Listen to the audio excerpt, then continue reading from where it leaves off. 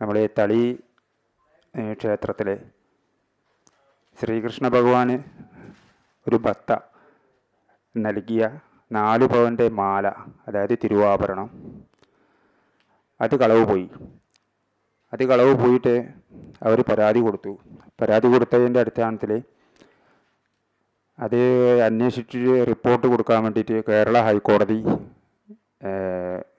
Devaswom board കമ്മീഷണർക്ക് report കൊടുത്തിട്ടുണ്ട്. അതാണ് ഇതിൽ കാണുന്നത്. എന്നാൽ ഇതുവരെയായിട്ട് തിരിച്ച് ദേവസ്വം ബോർഡ് ഹൈക്കോടതിക്ക് റിപ്പോർട്ട് കൊടുത്തിട്ടില്ല. അതുമാത്രമല്ല, ആ 4 പവൻ ആഭരണത്തിന് പകരം മറ്റൊരു ആഭരണം, അത് ഗോൾഡാണോ മുക്കുപണ്ടാണോ ഒന്നും അറിയില്ല, വേറൊരു ആഭരണം അവിടെ വെച്ചിട്ട് ആ കാര്യം അവിടെ ഒരു ഒതുക്കി. അത് വിവാദമായതിനെ തുടർന്നാണ് വീണ്ടും അത് പരാതി പോയി കൊടുത്തു. ഇപ്പം കച്ചപ്പ പോലീസ് സ്റ്റേഷനിൽ അതിനെപ്പറ്റി പരാതികളും കാര്യങ്ങളും വന്നതാണ്.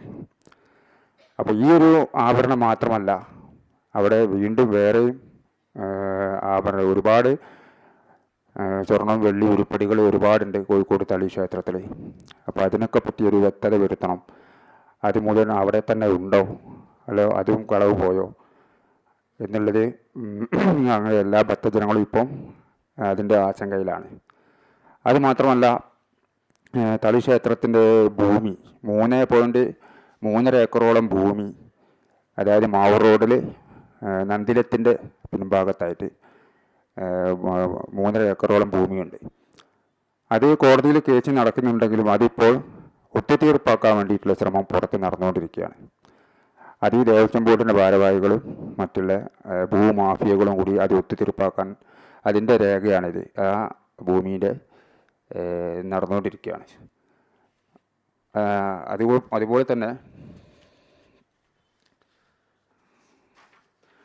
നമ്മൾ ഇതുപോലെ തന്നെ ബാലുശ്ശേരി കോട്ട, അവിടെ ഞങ്ങൾ ഇന്നലെ സന്ദർശനം നടത്തി. ബാലുശ്ശേരി കോട്ട പോയി അവിടുത്തെ ഒരുപാട് ഭക്തജനങ്ങളെ കണ്ടു.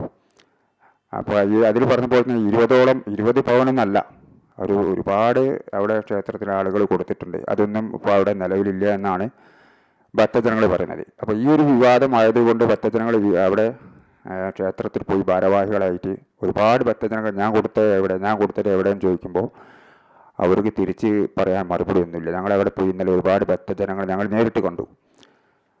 അപ്പോൾ അതിൻ്റെ അടിസ്ഥാനത്തിലാണ് പറയുന്നത് മലബാർ ദേവസ്വം ബോർഡ് തിരുവിതാംകൂർ ദേവസ്വം ബോർഡിനേക്കാൾ ഒരു പടി മുകളിൽ അവർ തമ്മിൽ ഇപ്പോൾ വെല്ലുവിളിയാണ്, മത്സരമാണ്.